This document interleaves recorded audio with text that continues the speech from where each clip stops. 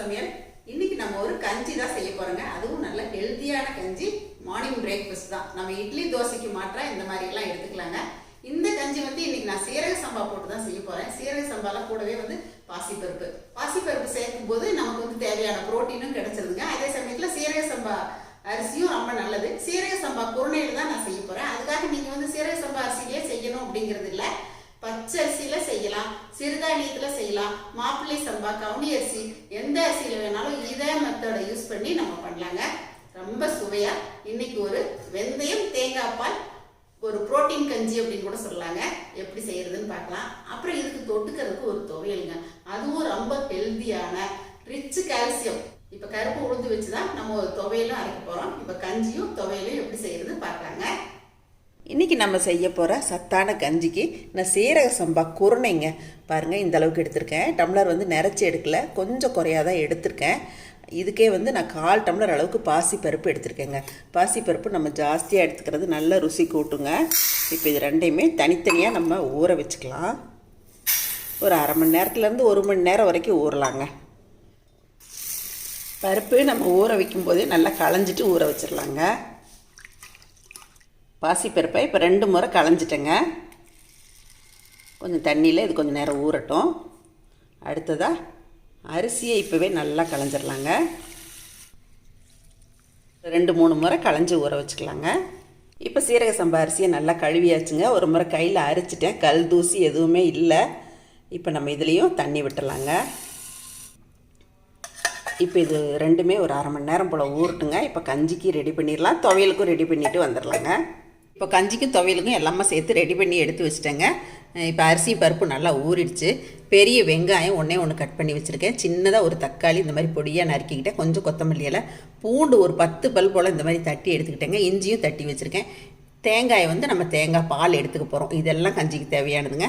அதே மாதிரி கருப்பு உளுந்து துவையலுக்கு கருப்பு உளுந்து ஒரு கைப்பிடி அளவுக்கு எடுத்திருக்கேன். 1 டீஸ்பூன் வர கொத்தமல்லி, காரத்துக்கு தேவையான மிளகாய், புளி கொஞ்சமாக எடுத்திருக்கேன். இன்றைக்கி நம்ம கொஞ்சமாக தான் துவையல் அரைக்கிறோம், அதனால் கொஞ்சமாக எடுத்திருக்கேன். தக்காளி கொஞ்சம், பூண்டு, தேங்காய்.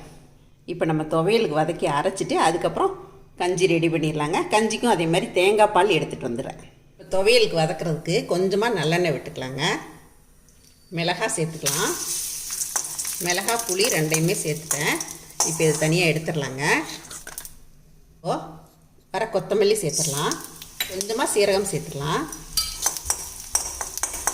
இந்த மாதிரி பொரிஞ்சு வரும்போது இதையுமே வெளியில் எடுத்துடலாங்க. தனித்தனியாக வறுத்தா தான் கொஞ்சம் பக்குவமாக நல்லாயிருக்கும், வாசமாக. இப்போ இதுலேயே கருப்பு உளுந்து சேர்த்துடலாம். கருப்பு உளுந்து வறுக்கும்போது கொஞ்சம் மீடியம் ஃப்ளேம்லேயே வச்சு கவனமாக வறுக்கணுங்க. ஏன்னா உளுந்து கருகிறதே நமக்கு தெரியாமல் போயிடும். இது பாருங்கள், இந்த மாதிரி நல்லா செவந்து வந்துருச்சு. உளுந்து வறுபட்ட உடனே நல்ல ஒரு மணம் வருங்க. இந்த ஸ்டேஜில் நம்ம இறக்கிக்கலாம். மறுபடியும் ஒரு சொட்டு நல்லெண்ணெய் விட்டுக்கலாங்க. தக்காளியும் பூண்டும் சேர்த்துக்கலாம். இப்போ பாருங்கள், பூண்டுமே கொஞ்சம் நல்லா செவந்து வர்றது தெரியும். தக்காளியுமே கொஞ்சம் வதங்கிடுச்சு. இப்போ கொஞ்சம் தேங்காய் துருவல் சேர்த்துக்கலாம். இதே கொஞ்சம் கருவேப்பிலையும் சேர்த்துக்கலாங்க. அதான் தேங்காய் சேர்த்து ரொம்ப வதக்க வேண்டாம். இப்போ அடுப்பை ஆஃப் பண்ணிக்கலாங்க. வறுத்து வச்சுருக்க உளுந்து, மிளகாய், புளி எல்லாமே இதில் சேர்த்துடலாம். கொத்தமல்லி, சீரகத்தையும் சேர்த்துறேங்க. இப்போ துவையலுக்கு தேவையான உப்பு சேர்த்துடலாங்க. இப்போ இது நல்லா ஆறி வந்தோடனே மிக்ஸி ஜாரில் சேர்த்து அரைச்சிக்கலாங்க. சட்னிக்கு வதக்கி வச்ச கலவை நல்லா ஆறிடுச்சுங்க. இப்போ இதை ட்ரையாக அரைச்சிக்கிட்டு அதுக்கப்புறமா நம்ம தண்ணி விட்டு அரைச்சிக்கலாம். தண்ணி விடாமல் இந்த அளவுக்கு அரைச்சதுக்கப்புறமா கொஞ்சம் தண்ணி சேர்த்து அரைச்சிக்கலாங்க. கருப்பு உளுந்து துவையல் அரைச்சாச்சுங்க. இப்போ நம்ம கஞ்சி கலக்கி வச்சிடலாம். இப்போ கஞ்சி நம்ம ஒரு குக்கரில் தான் கலக்கி வைக்க போகிறோங்க. ஒரே 1 டீஸ்பூன் மட்டும் தேங்காய் எண்ணெய் விட்டுக்கலாம். வெந்தயம் சேர்த்துக்கலாங்க. இந்த கஞ்சிக்கு வெந்தயம் நல்லா குளிர்ச்சி கொடுக்கும், அதுக்காக தான் வெந்தயம் சேர்க்குறோம். கொஞ்சம் சீரகம் சேர்த்துக்கலாம். ஒரு 10 செகண்ட்லேயே இந்த மாதிரி செவந்து வந்துருச்சு. இப்போ இஞ்சி பூண்டு தட்டி வச்சது சேர்த்துடலாங்க. கூடவே பெரிய வெங்காயம் சேர்த்துடலாம். நறுக்கி வச்சுருக்க பச்சை மிளகாய் சேர்த்துக்கலாம். வெங்காயமெல்லாம் ரொம்ப அதிகமான நேரம் வதங்க வேண்டியதில்லை. ஜஸ்ட் இந்த மாதிரி ஒரு பிரட்டிட்டா போதும். தக்காளி சேர்த்துடலாம். தக்காளியும் சேர்த்து ரொம்ப வதங்க வேண்டாங்க. ரொம்ப வதங்கிச்சுன்னா கஞ்சியில் புளிப்பு ஏறிடும். கொஞ்சம் கொத்தமல்லி எல்லாம் சேர்த்துக்கலாம். இப்போ கஞ்சிக்கு தேவையான தண்ணி விட்டுக்கலாங்க.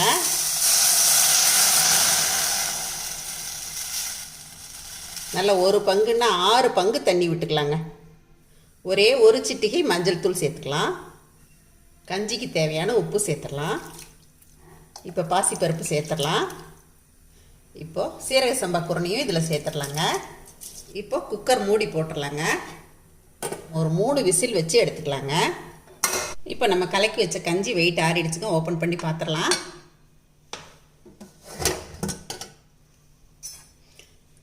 பாருங்கள், நம்ம 1க்கு 6 பங்கு தண்ணி வச்சு இப்போ வந்து பொங்கல் ஸ்டேஜில் தான் இருக்குது. இதை வந்து நம்ம அப்படியே ஸ்பூன் போட்டு சாப்பிட்றதா இருந்தாலும் சாப்பிடலாம். நமக்கு வந்து கஞ்சியாக வேணும் அப்படின்னா இன்னும் கொஞ்சம் வெந்நீர் விட்டு கொதிக்க வைக்கலாங்க. நாங்கள் இன்றைக்கி கஞ்சியாக தான் எடுத்துக்க போகிறோம். அதனால் இதில் கொஞ்சம் வெந்நீர் விட்டுக்கிறேன். அடுப்பை ஆன் பண்ணிக்கிட்டேன்.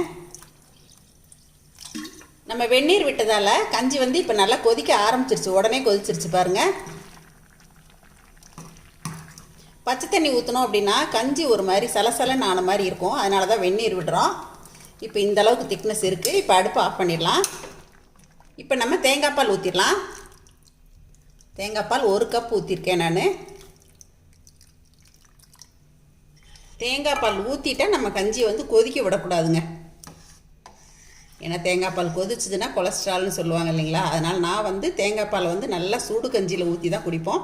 அதே மாதிரி கஞ்சி இந்த அளவுக்கு திக்னஸ் இருக்கிற மாதிரி வச்சுக்குவேங்க. அப்போ தான் நமக்கு மத்தியானம் வரைக்கும் நல்லா பசி தாங்கும்.